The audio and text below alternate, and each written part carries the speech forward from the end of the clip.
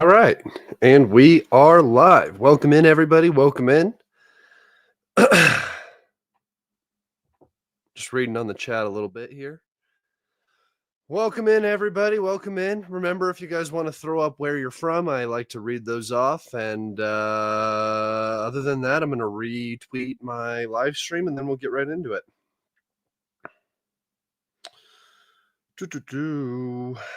I hope everybody's doing good. Been about a week since my last live stream, so it's been a minute. I've just been real busy, guys. Got a lot going on in my personal life, like my business and stuff like that, and then just busy over the long weekend doing stuff. So, well, it was a long weekend for me. It wasn't a long weekend for anybody else. So, hopefully all of you are doing good. Sorry that the updates have been a little slow. Just like I said, really busy as of late. It'll slow down again and things will go back to normal, but you know how it goes. I hope all of you are doing fantastic today. We have quite a bit to talk about. We have a good number of updates, obviously a week's worth of updates. And we have some new geopolitical events that directly affect the Ukraine conflict that we will also be talking about. So we got a lot to get into today. All right. All of my tweeting is done. All right, let's go ahead and get into it, guys. Greetings from Spain. Greetings from Norway, Pakistan. Nice. Southern California.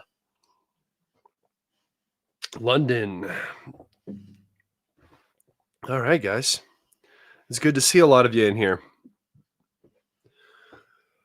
I am a little chilled, man. I'm tired. I'm beat up. I had a very, very, very, very just a long week. Lots of travel, lots of late nights, long days. Been working hard.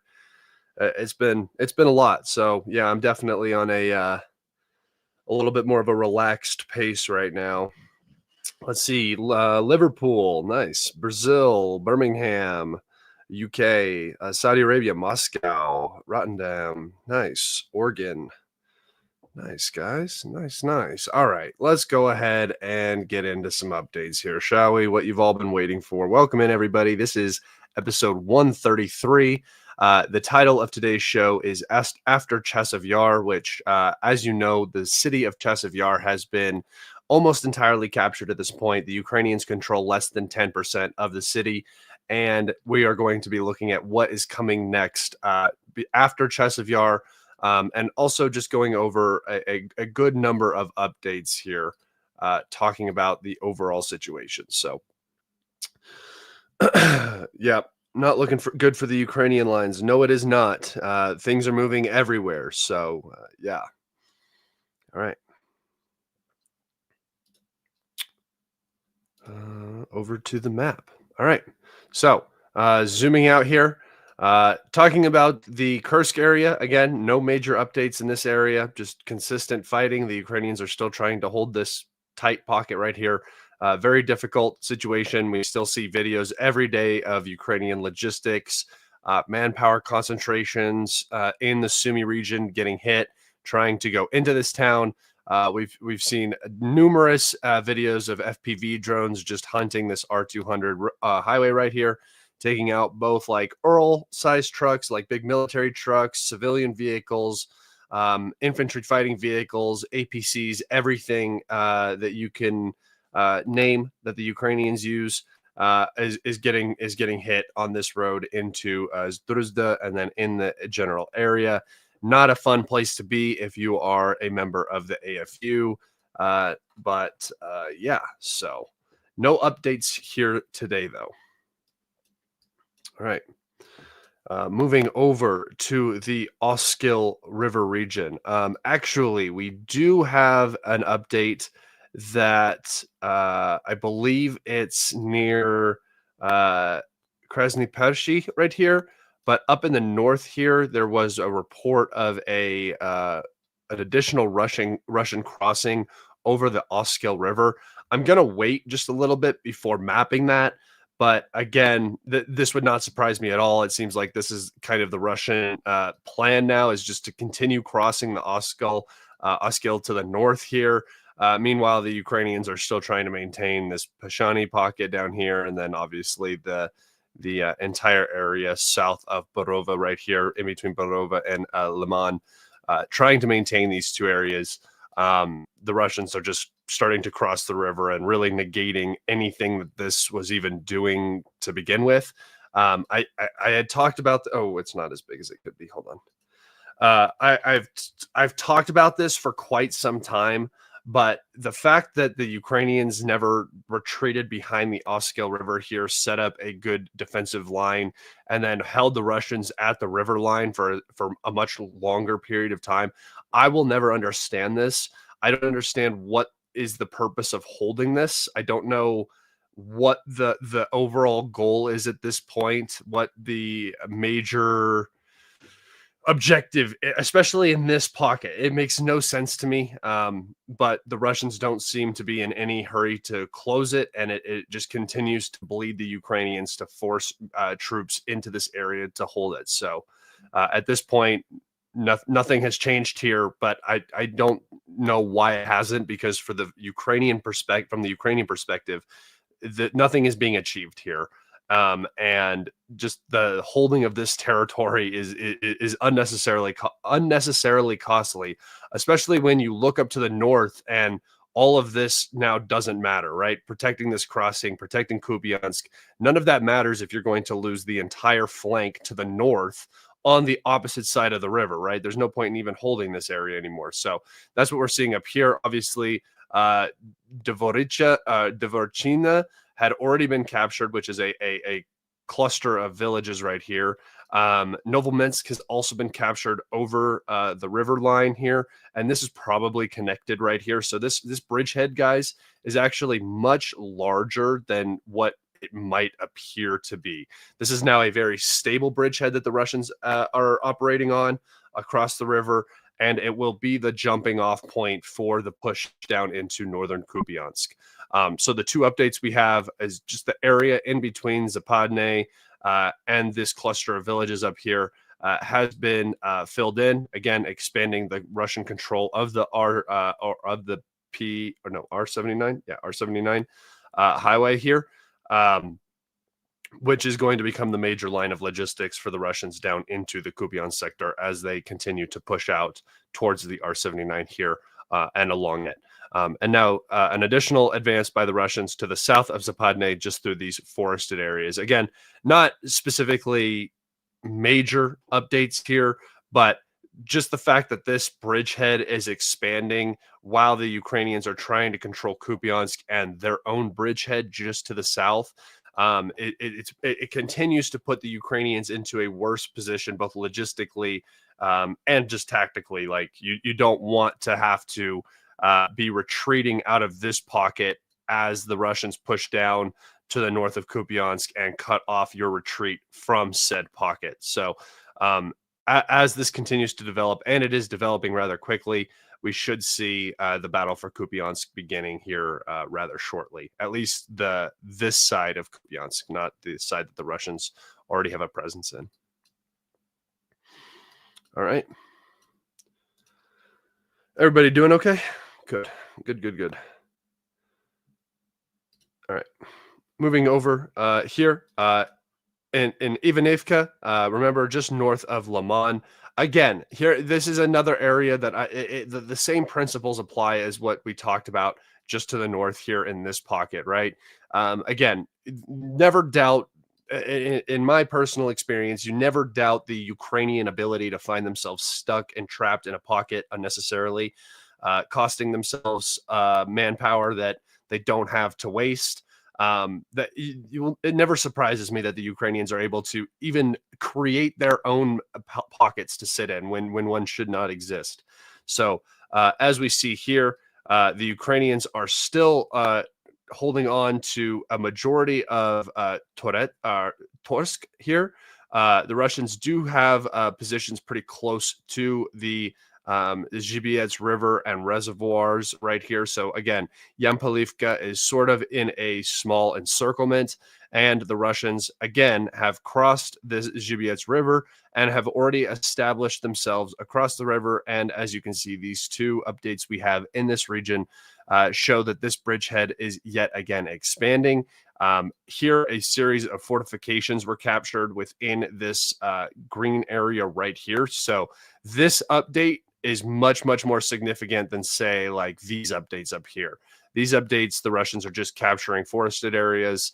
Down here, the Russians are actually had captured some significant fortifications in these two areas right here, which will further open up the door for them to push towards Lyman, greatly compromising the entire logistics in the Yampolivka, Torske, and Sibiansky forestry region. So you could be looking very quickly at not only this pocket closing, but then this pocket, as well as Russian advances in the Sibiansky forestry, as pressure on Lyman begins to mount. And this makes sense when I talked about this one. Moving back from this pocket and establishing a line of defense and not overextending yourself here and being trapped and forcing yourself to cross a water barrier makes sense for the Ukrainians, because losing this does not entail that they lose any more of the Kharkov region, right?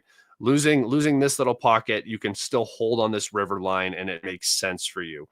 Even maintaining this southern pocket makes sense for the Ukrainians, because when we get down here, you can see that if the Ukrainians lose Yampolivka and the Russians are able to establish themselves on this Zhybyets River, as well as cross it as they have done to the north, as soon as they begin putting pressure on Lyman down here, like the Ukrainians are going to lose all of this pocket, Yampolivka, everything that they fought for. And remember, the Ukrainians sacrificed a ton in this area right here, a ton of manpower, a ton of equipment, trying to reach Kremenna. They were never able to do it.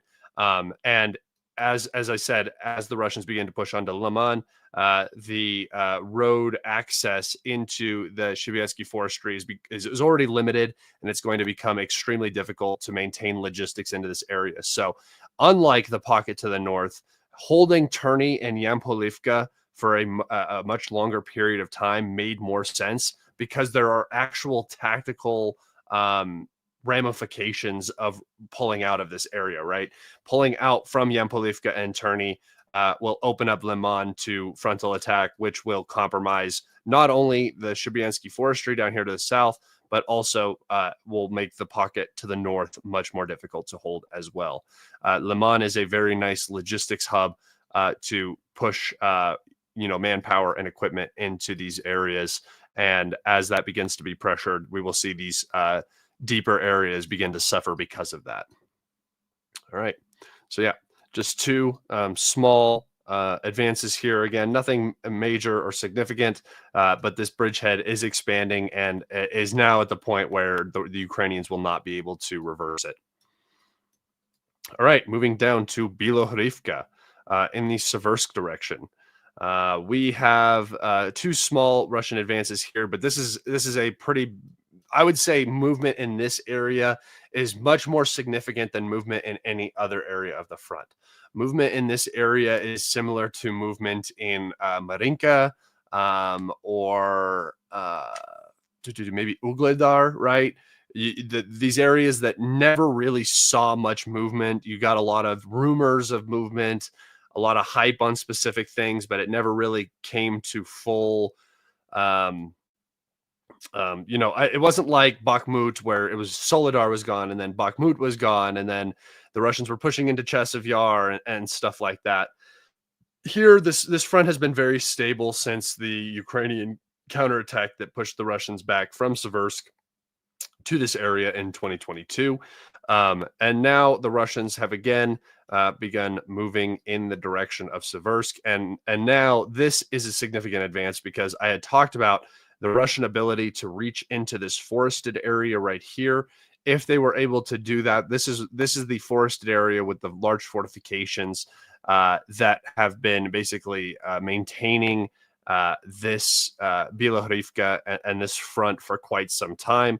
They are on a high ground. I will take us over to a topographical map in just a second to look at this.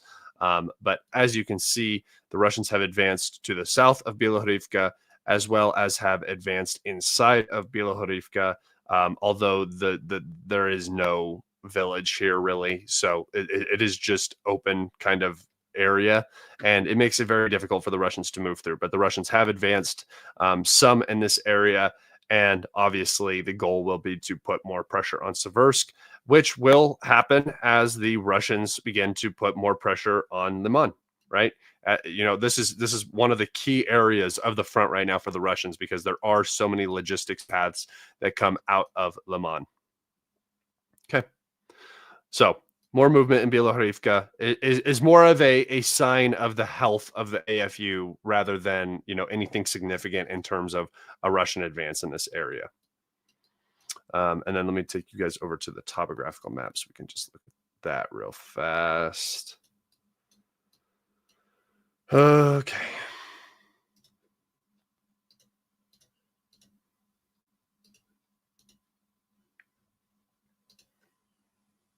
All right. So here's Siversk. Here is Bilohorivka. Here is that it's like a quarry area, right? It's not a Telecon like some of. I mean, there is a little bit of high ground here, and I'll go back over and show you guys. But this is where the front line was, right?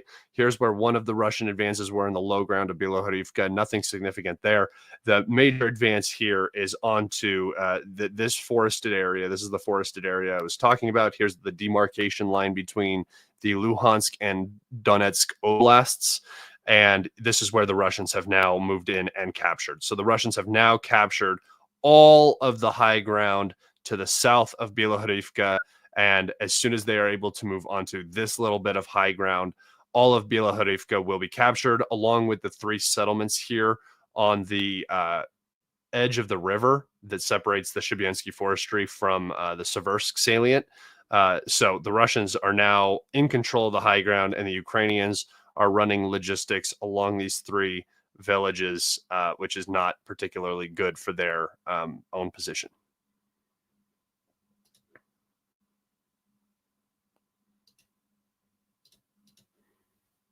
Back over to the map. Yeah, so here's that salt, or I don't know if it's salt or what this is. It looks like a giant quarry. There are some elevated areas on this side, but nothing overly significant. Most of this is in a low ground compared to this area that the Russians just captured, which is the entirety of the high ground, barring, I think, this little tree line. Yeah, this tree line right here, which is also on the high ground. So the next Russian move will be to move up and capture this tree line right here. Once that's done, the entirety of Bilohorivka, Hihorivka, and Shabyanka will all fall to the Russians. And if you guys remember, recently there was that Russian advance that went all the way up into Hihorivka and then approached Shibyanka. However, you just can't maintain positions here because of the high ground here. It's just very difficult to hold any of this. So once this falls, the middle part, then all of the settlement areas right here will also fall. All right. Moving down into Chasiv Yar. Okay, so we have some Russian advances here. Oh, it didn't save. Okay. I did this one on my other computer, so it's okay that it did not save. I will just do this really quick based off of my memory of it. Actually, I can go over here to my Twitter and look at my Twitter account and see what I did, because I just posted it.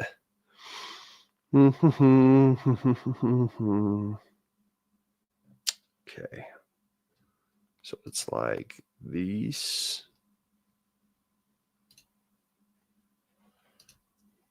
Yeah, it's like these and these and these. Wait. Sorry, guys. I know I shouldn't be doing this in the middle of the live stream, but it is all good. I'll do it really quick. And bump. And then let me look real fast. Okay. And then just out to this part right here, and then behind this reservoir right here. Okay, boom. Okay, so this isn't exactly, and I'm going to come in and fix this in just a second, but just so you guys can kind of have an idea of what's going on. This is the overall situation in Chasiv Yar right now. You can see that there's not much at all of Chasiv Yar left for the Ukrainians to hold. There are claims that the Ukrainians are still maintaining some positions in this area of the city, although I don't really understand how that's possible. I would go ahead and venture a guess that this area is being cleaned out by the Russians as we speak. And over the next 24 to 48 hours, we should get clarification that this has come under Russian control, and then all of Chasiv Yar should be under Russian control. I'm fairly positive. Chasiv Yar is a majority of it is up here, as you can see. You get back into Mikhalivka and Chervone and Stopochki down here. These are different villages. While you could kind of consider them like the greater Chasiv Yar area, the city of Chasiv Yar itself has been almost entirely captured, and the Russians have already began to move into Mikhalivka as well as into the direction of Stopochki. Remember, guys, this is what I had talked about for quite some time. I thought that this was going to come potentially before southern Donetsk, just because we started to get a lot of movement in this area. I thought that the Russians were maybe going to go for Konstantinivka, but apparently, after the Russians made it to the Hordivka area and stuff, they saw the opportunity to push this direction towards the west end of Pokrovsk, and they've seen much more success in that way. And I had also predicted a southern Donetsk push. I just did not imagine it kind of going the way that it did. I thought that this area was going to be much more exposed and that this area was going to be much more focused by the Russians. The Russians just ended up clearing Kleshchivka, pushing out to the canal, and then sort of stopping for a long time. Now they have restarted, and you can see that the Russians are again moving almost exactly in the area in which I had predicted. The need to capture Stopochki and more specifically the high ground around Stopochki is why you see this direction happening. It'll also lead them directly to Konstantinivka, where the next Ukrainian fortified position is after Donetsk, which, as you can see, has been captured. So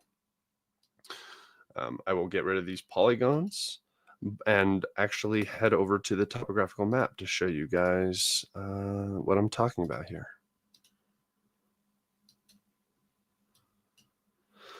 Donetsk, Chasiv Yar, right here. Okay. So here is Stopochki, and the Russians are currently trying to push out. They have pushed out to this area, so they are in this area on the high ground. They almost have full control of it. The next push will be to just the south of Chervone, which I had talked about right here. Chervone right here, pushing along the road, the highway, and just capturing all of this elevated territory. So expect Russia to move in this direction, putting a lot more pressure on that northern flank of Konstantinivka. And I will take you back over and just show you one more time on the regular map what I'm talking about here. So pushing down along this road right here, south of Chervone, into these fields where the high ground is. So this area right here specifically is where the Russians are going to try to push to. This is not as important, although this might fall beforehand just because it is the urban area. But I do expect the Russians to push just straight down the road, basically the T0504. All right, moving down to Donetsk, the area in between Sherbianivka and Donetsk itself has closed. There are a number of large Ukrainian fortifications in this region, so this pocket was pretty much a strong point for the Ukrainians. It has now closed. The battle for Donetsk is wrapped up almost entirely, and now the next position to look at will be Konstantinivka. Again, pushing from the north, we should see the Russians begin to push up now that this road has been cut, push along the road and put pressure on Konstantinivka from the south. But in my personal opinion right now, I don't see how the Ukrainians actually, like, even for Pokrovsk, the Ukrainian manpower situation is so deplorable at this point that I don't think these battles are going to last as long as everybody sort of expects them to. It will not be Bakhmut. It will not be, it'll be more like Velika Novoselka when the Russians start to enter into Pokrovsk and these areas. Velika Novoselka was built up actually quite a bit, but as the Russians as the Russians reach the E50 right here on this backside of Pokrovsk, that's when the battle for the city is actually going to really begin. That's when logistics are going to be coming through one main artery, and the Russians will be able to annihilate that artery with artillery, drones, glide bombs, whatever they need to do. And once that happens, the Russians should begin to push into the city. Now, this city is much bigger than the other cities we've seen being captured recently, so it should take naturally longer as would happen in a larger area with more buildings to clear and such. But the Ukrainian manpower situation is, like I said, so deplorable at this point that I don't see how they're going to manage a proper defense of a city. They don't have the manpower to throw at the issue like they previously did. And I do have some reports actually that talk about this, and I wanted to talk about them for a second. More reports coming out from pro-Ukrainian sources talking about the alarming situation at the front. So I'll go over here to my bookmarks and we'll read these out. Again, Rob Lee on Twitter, a pretty good source of information. Talks about both sides of the conflict. So this is Andril Herbenuk, the sergeant of a infantry battalion fighting in the Donetsk Oblast town of Velika Novoselka. Said soldiers went AWOL pretty frequently. Some returned, some didn't. He said it's about morale more than injury. They need a psychological reset. They go and see their families and reappear after a couple of months. Did he understand them? I don't sympathize and I don't condemn, he replied. So basically, what's happening is there's no regular rotation on the front, right? There's no regular rotation for these soldiers in the Ukrainian army. You're there in the front until you're dead or wounded to the point where you can't fight. So a lot of the soldiers are just going AWOL for breaks, which is not a good thing. And as you can see, he said some of them come back, some of them don't. So you have people just leaving the front at times or leaving their military service because there is no breaks, there is no reprieve, there is no rotation, there is no let up. The only time you get rotated is when your brigade becomes so combat ineffective that they either have to rebuild it or they just transfer you into a new unit. And you know that hurts when you're in battles. Like when you're trying to defend a city like Velika Novoselka or a town like Velika Novoselka, having random guys just disappearing when they need to be in their positions is not how an army functions properly, right?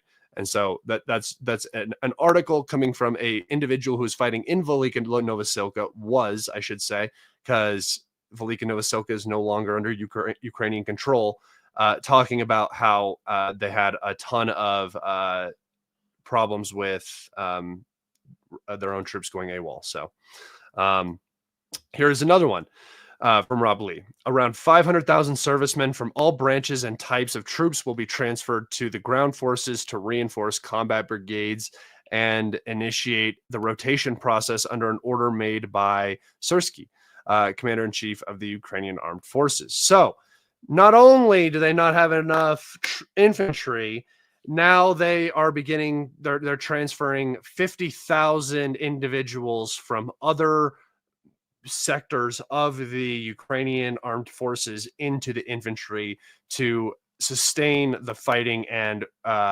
maintain their manpower force.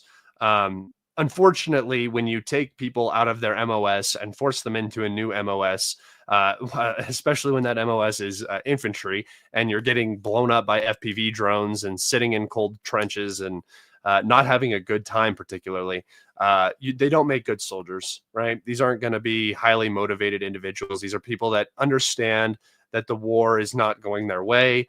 And this even comes to Patriot. Patriot operators. So I have another post right here. This one is from Ukrainian Channel 5.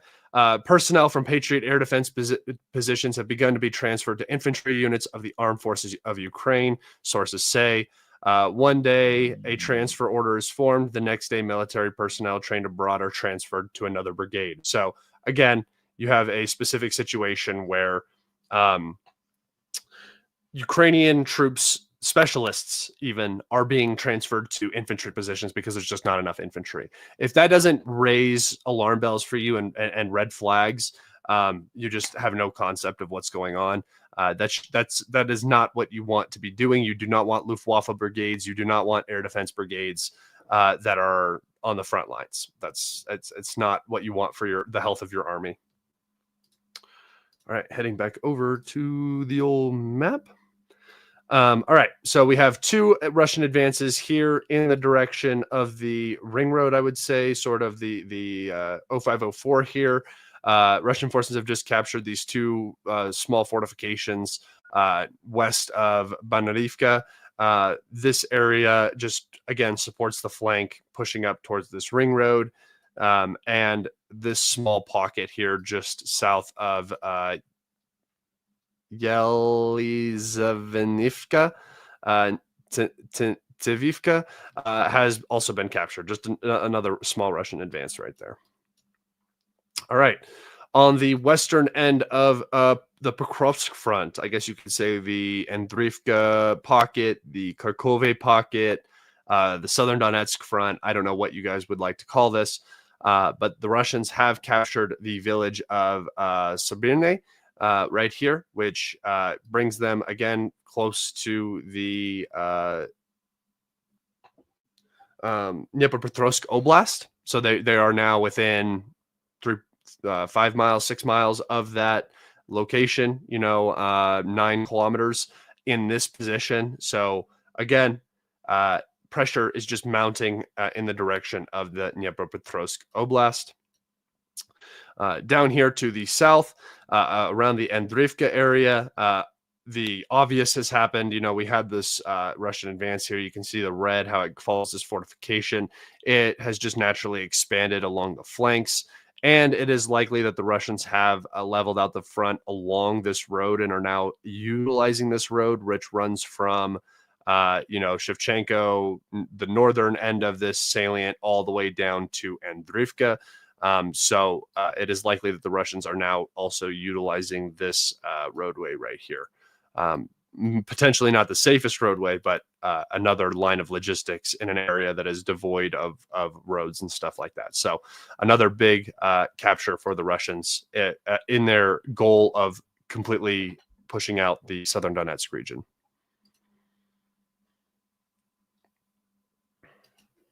All right. In the Kharkove pocket, the village of Dashani here, just west of Kharkove, has been entirely captured. Along with it, a majority of the remaining fortifications in this pocket have also been captured. All that is remaining is this last line right here. Once that is captured, this pocket should be almost entirely closed, and the front should level around Ulaki, Andriivka, Constantinople. However, Andriivka has already been infiltrated, so the Russians are already in Andriivka, have already captured a majority of the defenses around the village. So this is already going very poorly, and the Russians have also reportedly entered into Constantinople here down in the southern end. So this entire pocket is under extreme duress right now. Again, another small Russian advance here, just in the direction of Constantinople. And then finally, last but not least, Russian forces have advanced west of Rozdolin, have captured the fortification in that area, and that is just kind of on the back of the capture of Velika Novosoka. So again, the entire southern Donetsk region is moving more like this now altogether instead of, tiny little spearheads popping out. The entire front is now sort of rounding out and is going to be kind of facing this direction. And instead of, a southern front, like, a Zaporozhye front and then a southern Donetsk front, what you're going to end up having here very soon is something more like this, where you just kind of have this curved front that it's heading in the Dnipropetrovsk, Zaporozhye Oblast direction, and there's nothing standing in its way, right? There's no fortifications, no large cities in this entire area to really stop this front. So I think that what you're going to kind of see is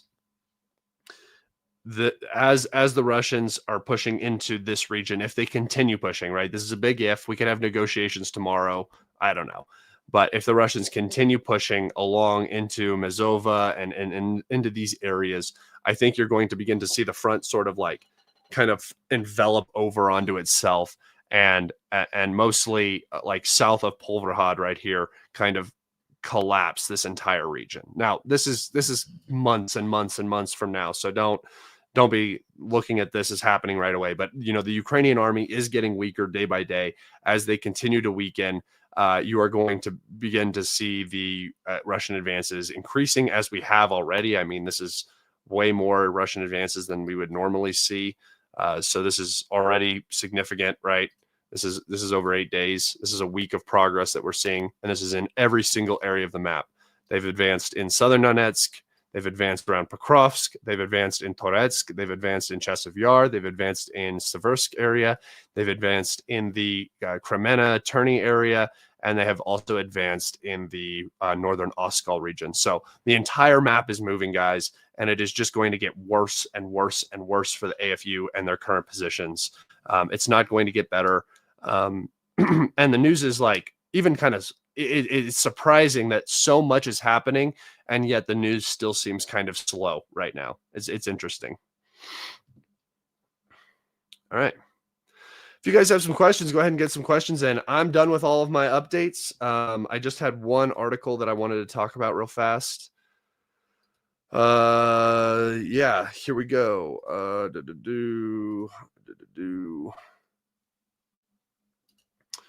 Ukraine's mineral riches have long been eyed by its allies. Now they may be Trump's price for military aid. So Trump basically came out and said that Ukraine is going to have to give up their their rare earth minerals as in form of payment for Western military aid to continue flowing. This is something that was probably already happening. It was something that was already in the books under the Biden administration. Trump just has this way of saying things out loud, and it's what we do all the time, but he just says them, which is kind of convenient because at least you know what his rationale and thinking is and what direction he's trying to head. But I don't know. It doesn't really it doesn't hit your ears in the easiest manner. So the United States is now talking about basically pilfering Ukraine's mineral resources in lieu for continued military and economic support.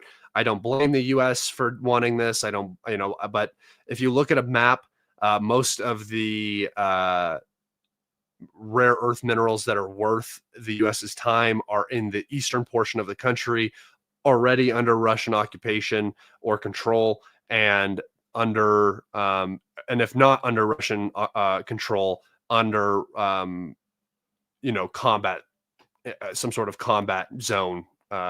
So you can't really extract minerals and stuff like that. I don't see how this really is going to pay for anything. But again, when you have no better options, you just start having garage sales and selling off everything that you own, right? So this is the end time talk. We have Zelensky talking about getting nukes which is not good for the Ukrainian state's existence in the future. Um, not getting nukes. They're never going to get nukes. But the fact that he's talking about getting nukes is such a major issue. It's such a red flag. It's like Iran talking about getting nukes. If Iran said we're going to get nukes tomorrow, which I think they should, and if in Ukraine's position, why not, right? Like if you have no other options, you might as well go for it. However, the big players that are all around you that are not very keen on nuclear proliferation, especially to an enemy state that they consider a terrorist state, it's not your best path going forward if you want the Ukrainian state to exist in its current form at all. And that seems to be the path that they want to go. Continue fighting. Give us nukes, give us peacekeepers. We want a ceasefire. And all of these things go directly against what the Russians are talking about. Although the Russians have said that there are more intensified talks between the U.S. and Russia on Ukraine, which I would say is a benefit. However, I'm of the position now that any negotiated settlement that the Russians make with the West is only going to benefit the West. Russia is in a position of strength. No matter how you look at the conflict, let's say that the Russians have sustained higher casualties than the Ukrainians, and just for argument's sake, they can maintain these losses, right? Not the Ukrainian numbers. The Ukrainian numbers are just ridiculous nonsense, but they can maintain their losses. Their army has not shrunk, it's grown. It has evolved. It is getting stronger. And the West's fatigue on Ukraine is much higher than Russia's fatigue on Ukraine, right? There's no more economic options to target Russia with. We've seen Trump trying to press OPEC Plus into reducing oil prices. They said no. And so there's really no further serious economic pressure that can be put on Russia that is going to change the situation at all for the West. So the only option they have is now to achieve some sort of ceasefire and negotiations. And I think if the Russians fall into a ceasefire trap, that is going to be a terrible, horrible mistake for them, and they will pay for it greatly in the future. We saw it in Ukraine during Minsk 1 and Minsk 2, and we saw it in Syria in the Idlib region. So in my personal opinion, the Russians should finish this, and if they don't, it's their mistake. Can you tell us what your bar mitzvah was like? Bro, where I'm from, I was closer to having a quinceañera than a bar mitzvah, but no, I didn't have one of those. Hi, Scott. Do you think the possibility of Trump sending PMCs to hold rare earth minerals, I assume, mean due to lack of Ukrainian ground forces? No, that would just be, I mean, that it's possible, but that would just be more Western involvement in this conflict. And I don't think the West really wants that. They want to have the Ukrainians extract those minerals, and then whatever they decide to give them, they're going to pay for that with that. So it's not impossible. I just don't think that that's going to happen. Tell us about your quinceañera. Oh, man. All right.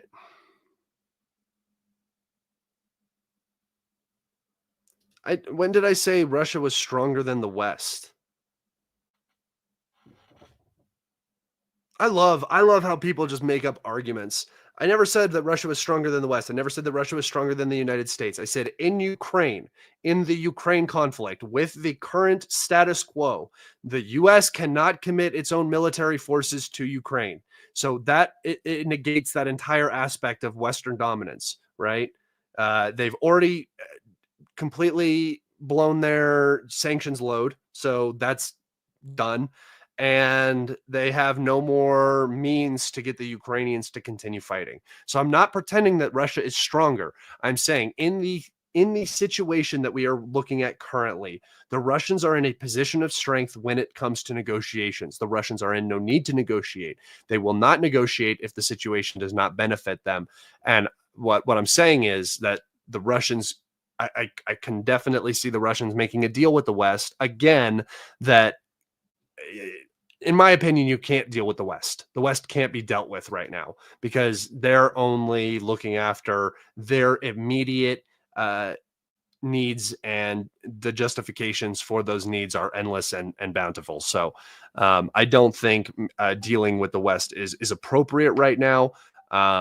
If you're from the Russian position, from my position, yeah, deal with the West, make a great deal with us and help our economy get stronger. So my gas costs less and everything, whatever. But I look at this from an analytical perspective. What would the Russians do? What should the West do? What should the Ukrainians do? I don't look at it as in a selfish manner. Am I older than 30? No, sir. I am not older than 30.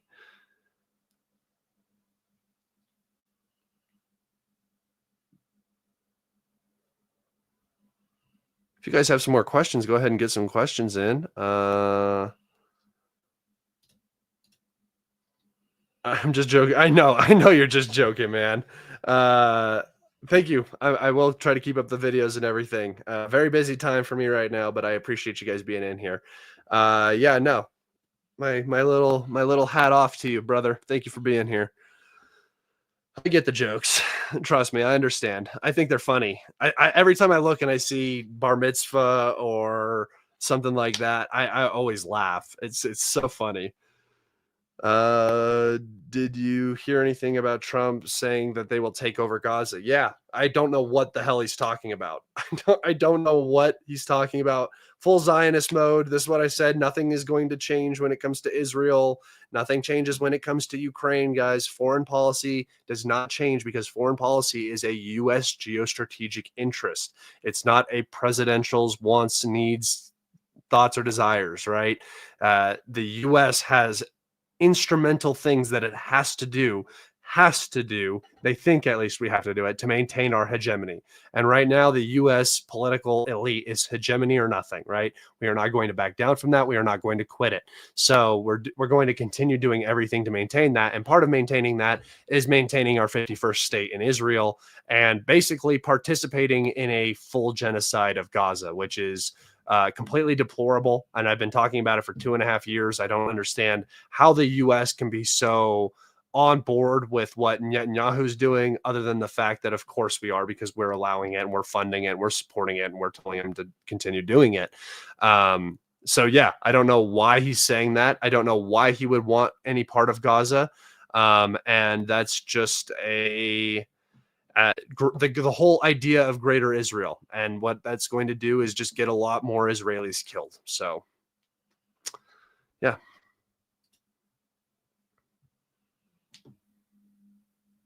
I don't get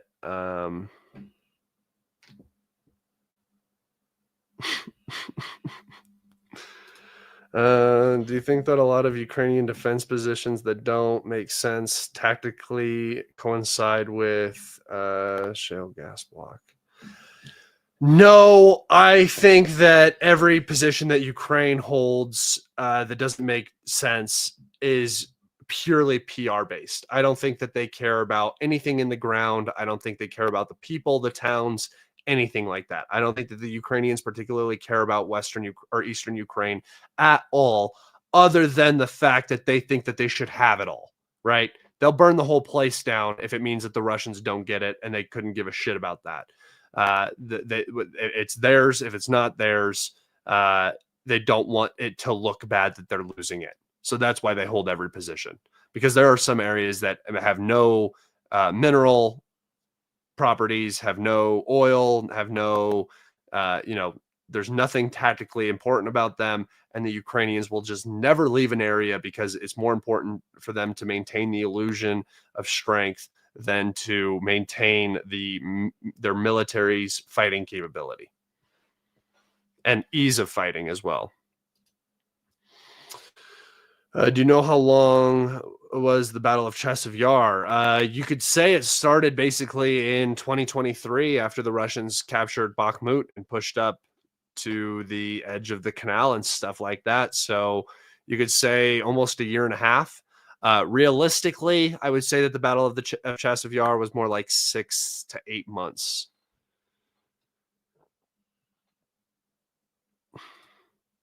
Some people are saying Ukraine is going to launch a counterattack. I don't understand how if they're so attrited. So the thing is Ukraine is attrited on the entire military scale. You guys have to think about this in two separate ways, right? Ukraine can sacrifice now to still go on the offensive, right? They can pull troops from an area where they're needed. They can group these guys together and then they can go on the offensive in a direction. That's still a possibility. We saw their best go was in Kursk. It didn't really pan out because the Russians are so much stronger. So they have the ability to stage. They have the ability to counterattack, go on the offensive in some areas. And I made a post about this. It's actually in the Kharkov region that there's reports now from Russian sources saying that the Ukrainians are preparing to try to push the Russians out of the Volvachansk incursion zone. Again, another completely pointless counteroffensive operation, but it is for PR, right? If they can remove the Russians from the Kharkov region, oh, big whoop, they did it. And now the Russian incursion has been pushed back. The Ukrainians are winning. Propaganda, right? This is the goal. When the Ukrainians themselves are telling you that all they can do basically right now is plug holes, you should listen to that and you should take that as facts, because that is what they're doing. They're pulling 50,000 men from specialized positions and MOSs outside of infantry and forcing them into infantry because they don't have enough men. And the issue with that is it's going to create a ton of problems on the back end where you need specialists and you need these people fixing and repairing and doing all this stuff. It's important. Thank you for your donation, Massimiliano.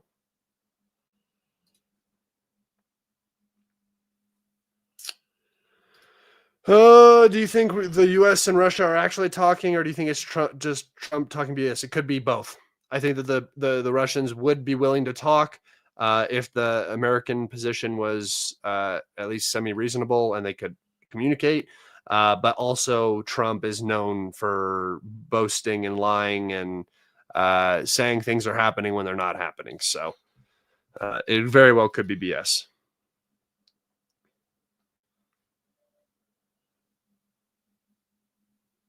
I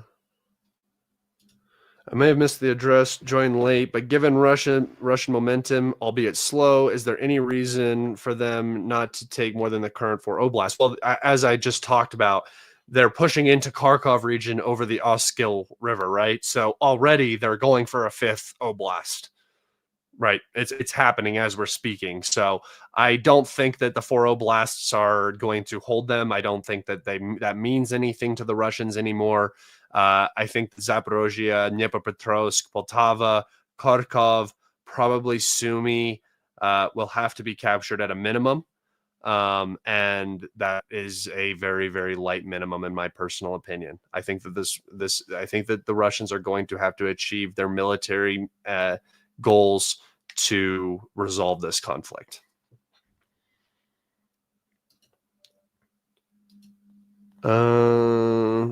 It's my belief that Trump, the deep state, will eventually try to ramp up support for Ukraine. How much equipment and arms? They can provide whatever they want to provide. Here's the issue. It's not about arms, right? Arms, shells, all that stuff is great. The Ukrainians don't have the men to train on them. They don't have the time to train the men on this new equipment, on these new, gadgets and gadgets, and then translate that into a competent fighting force that is able to deter Russian advances for any extended period of time. All of the men that Ukraine are getting for their infantry forces are being immediately thrown into the infantry and dying, trying to plug holes and stop the already advancing Russians, right? The Russians are already advancing across the entire map. They are doing it slow, I guess you could say, but the idea that the Russians need to move fast is just a impatience idea from onlookers and observers who aren't the ones that are getting hit by artillery shells and stuff like that. So yes, it's slow, but again, slow compared to like maybe World War II and stuff. But there were months where the front line in World War II didn't move, right? There were times when the front line moved like crazy. It all just depends on the objectives of each side, right? So the Ukrainians, their objective right now is to not lose an inch of an inch more of territory, plug holes, defend the best that they can. Even the Kursk incursion, while I think it was for the NPP, the Ukrainians say that they were trying to pull Russian forces. Again, it's the same exact thing. The Ukrainians don't have the manpower. They don't have it available. So giving them more APCs might help in the short term. Yes, that could benefit them. Giving them more stuff can help, but they don't have drivers for these vehicles. They don't have gunners for these vehicles. You know, tank crews take months to train. The Ukrainians don't have months to train crews. They're not huge groups of Ukrainians training in Europe right now. None of this stuff is happening. So uh, I think that what we're talking about is a like more of a warm fuzzy idea from the pro-Ukrainian perspective of, well, the neocons, Trump, they might, you know, put it all together and start delivering a bunch of weapons and stuff like that. They can do that, but it's not going to change the manpower situation. Even if they drafted young men, yeah. So they're talking about drafting 18 to 25. Still have not done it yet, which it's beyond me. It makes me think that they're not going to do it at all. But that is also beyond me because it feels like the Ukrainians are willing to do anything to continue the fight. If they do that, you guys got to remember that this is already the smallest portion demographic of Ukrainian men. It's an incredibly tiny demographic. And then it's even smaller because a lot of them ran at the beginning of the war, right? A bunch of them volunteered to go fight and are not around anymore. So that demographic is already much smaller. And the willingness of those men who are being forced into this conscription after they've watched their volunteer buddies and the people who were forcefully mobilized not return home ever because they don't get rotation. Even if they're alive, they're not returning home. Why would I want to go and die in that trench? It doesn't make sense. So you're not producing a strong army. What makes Siversk strategically vital? Nothing in particular makes Siversk strategically vital. More vital in the Siversk area is the fact that, well, first off, this area is incredibly hard for the Russians to push through this forest and the Bilohorivka area. So it's a good defensive position, but Siversk itself is not entirely that important. What is more important is maintaining the gap between Siversk and the canal right here, right? This high ground on this canal is what the Ukrainians do not want the Russians to get into. They do not want the Russians to get into this area because then they're going to put a ton of pressure on Slavyansk, Kramatorsk, Druskivka, and Konstantinivka. And this is the end of the battle for the east of the country. After this, there's nothing else. There's nothing to maintain and hold back the Russian army. So there's so much being held right here in this little half circle that if the Russians are able to capture Siversk and to begin to put pressure on these villages and, you know, or on these cities, it's going to just put the entire eastern flank for the Ukrainian armed forces in extreme jeopardy.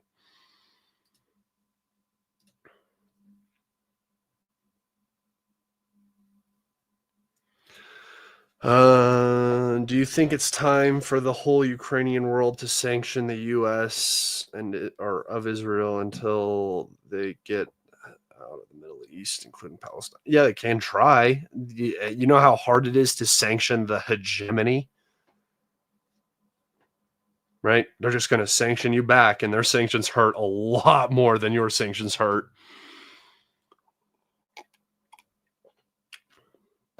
I get the spirit of it, but Ukraine will have to pay for those weapons one way or another. Personal question: are you a music lover? Speaker user with sub.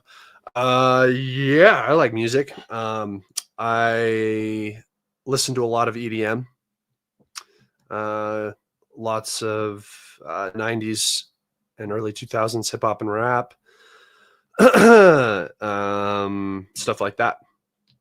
So, yeah, I do have a speaker, I have a whole surround system out there, but it's super old. I don't know what it is. I got it for free, but it still works great.